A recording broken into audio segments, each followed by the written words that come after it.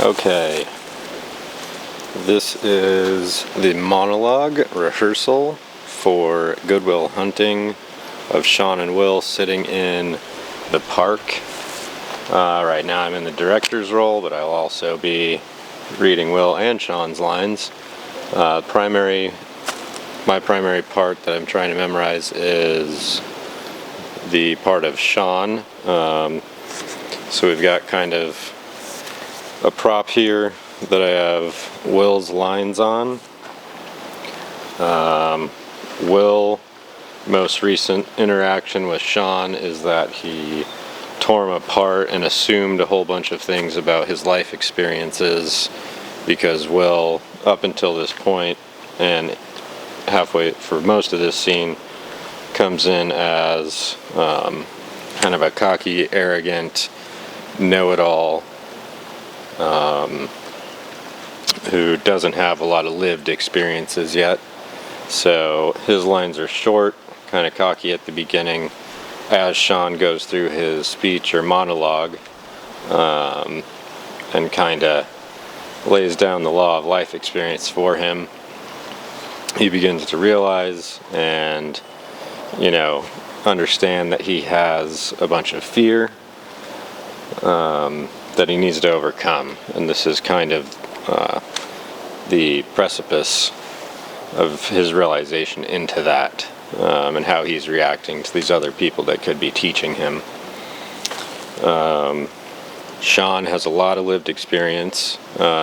He has dealt with a lot of what Will needs to overcome because of hard experiences in his life, but he's also not being arrogant towards Sean. He's trying to come at him with at least some empathy, even though Will ripped him apart in their most recent session of the corridor therapy that Will is undergoing.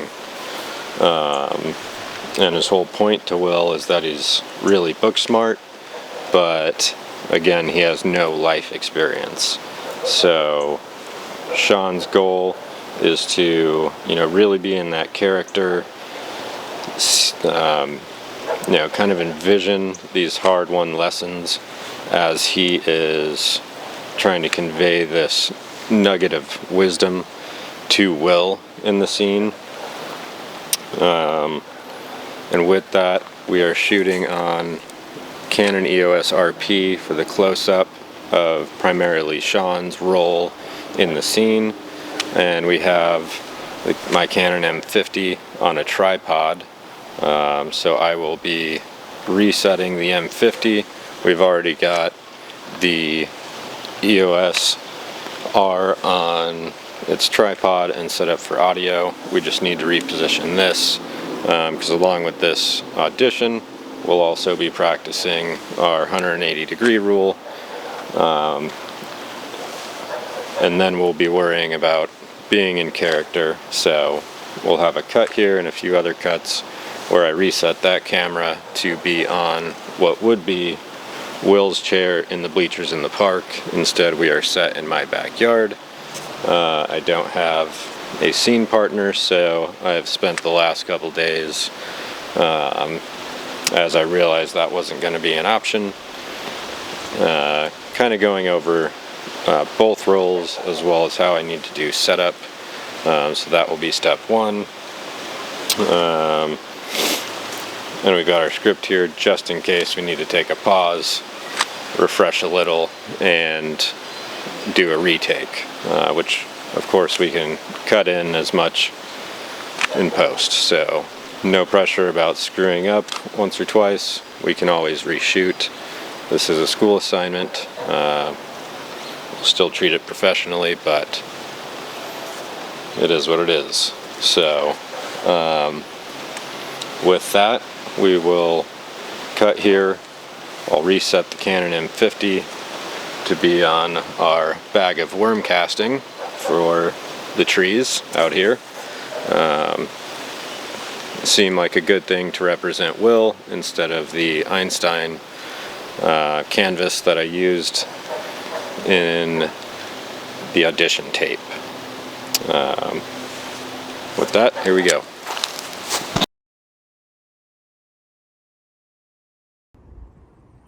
Here we have the 2-camera setup that I just said I would be repositioning as the part of the director and cameraman. Like I said, the EOS R still in its place where it needs to be zoomed in around 35mm, and we actually backed up the M50, put it behind this tree, out of the frame, zoomed in a little bit compared to the last scene so that it would be an over Sean's shoulder to what would be Will's character. So we would be picking up that reaction if we did have a scene partner to work with. This will also help me cut in some of Will's lines that I'll be reading while dressed as Sean. Alright, as the director again, we're sitting in the bleachers of the park. I'm going to be mostly speaking from Sean to Will. And we, before this, were just in his office, and the painting got brought up from the lashing out that happened in Sean and Will's last session. So with that, we will go. Action. So what is this place? Cut. Go again. Action. So what is this place? You have a swan fetish? Is this something we need to talk about? You know, I was thinking about what you said to me the other night. Stayed up half the night thinking about it. And then cut. Both cameras are set up and we are rolling. This will be take 2. I've read so many books about it. Alright, this is going to be take 3. There'll be a slight pause in the beginning where I need to read Will's lines. I don't have them memorized, so it threw me off a little bit because I've been focused on Sean's part. But with that, take 3, action. So what is this place? You got a swan fetish or something? Is it something we need to talk about? I was thinking about what you said to me the other night about my painting. Okay, take 4. Got almost to the end with no flaws, but I forgot the last couple sentences, so take 4, here we go. Action. Had some bird issues, so take 5. We were on a good roll there, but take 5. Action.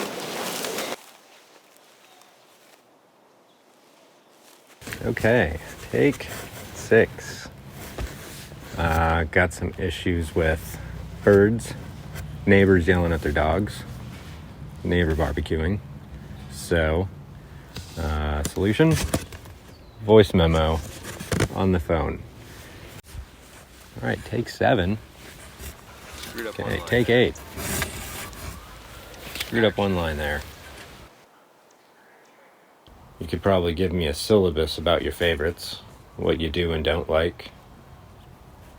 You might have even been late a few times.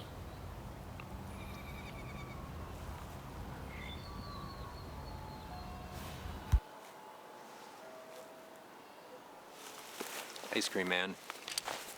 Okay, take 9. One more time. Little line mess up. Take 10. Action.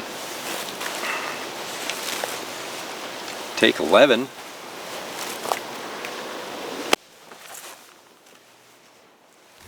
Okay.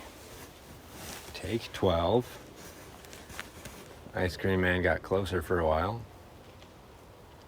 So, here we go. Take 12. Action. So what is this place? You have a swan fetish? Something we need to talk about?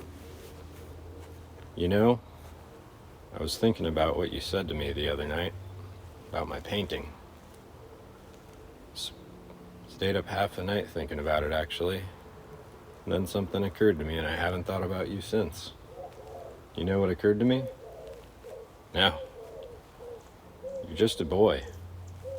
You haven't the faintest idea what you're talking about. Why, thank you. You've never been out of Boston? No. But if I asked you about art, you could give me the skinny about every book ever written. Michelangelo, you sure know a lot about him. Life's work, political aspirations, him and the Pope, his sexual orientation. But you've never smelt the Sistine Chapel. You've never walked in and looked up at that big, beautiful ceiling. And women, you could probably give me a syllabus about your favorites, what you do and don't like. You've probably even been late a few times. But you don't know what it's like to want to be with someone forever, to be truly happy. And war, you'd probably riddle off Shakespeare to me. Once more into the breach, dear friend. But you've never been near one. You've never smelt that smoke of bombs and gunpowder. You've never held your dying friend in your lap while he looks up, gasping for his last breath, hoping there's anything you can do to save him. You wouldn't know that. And love, you'd probably give me a sonnet. But you don't know what it's like to be tonally vulnerable with a woman. To have one glance pierce straight into your soul. For her to be your angel, and for you to be her angel. Just a touch can bring you up from the depths of hell. Wanting to be with her through anything, everything, through cancer. You wouldn't know what it's like sitting up in a chair in a hospital room for 2 months, hoping that there's anything you can do for her. As the doctors realize, as they look into your eyes, that the term visiting hours doesn't apply to you, because you're not going anywhere. You wouldn't know about real loss, Will, but you know everything, right? Because real loss and real love means loving something more than yourself. And you've never dared to love something that much. When I look at you, I don't see a strong, intelligent man. I see a boy. A scared, shitless little boy. You're an orphan, right? Do you think I would presume to know the first thing about your life by reading Oliver Twist? Yet you see one painting of mine and rip my fucking life apart. And I don't buy the fact that you say you don't want to be here, because quite frankly, I think you like the attention you're getting. And personally, I don't give a shit about any of that. Because I can't learn anything about your life that I can't read in a fucking book. Unless you start talking to me about your life. But you won't do that. Maybe you're afraid of what you might say. But I'm in. I'm interested. I'm fascinated. It's your move, Chief.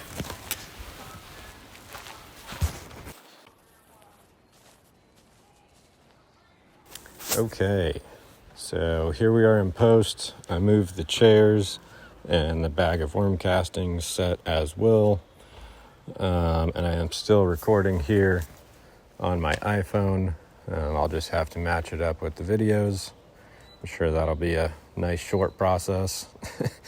Anyway, use the iPhone for the last few takes because of all of the neighbor and traffic distractions that I knew the mic on the EOS R was going to pick up.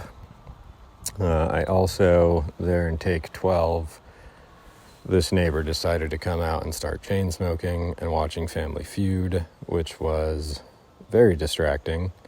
But there is a break point, luckily, that I had gotten to where Sean asks Will if he is an orphan. So rather than resetting another 10 times, since this is a rehearsal video, I paused there so that I can find it in my audio track and on the video, cut that out in post, and have a final assignment. It is Sunday. I spent all week juggling work and family and other life and trying to line up schedules for a scene partner, and only so much worked out as it does. Thank God this isn't a fully budgeted production, considering what I have and the setting I have to shoot in, along with the audio distractions, which are always present, but doing our best. So we will get to editing now and turning it in so that it can be on time with the audition that I've gotten today. Thank you.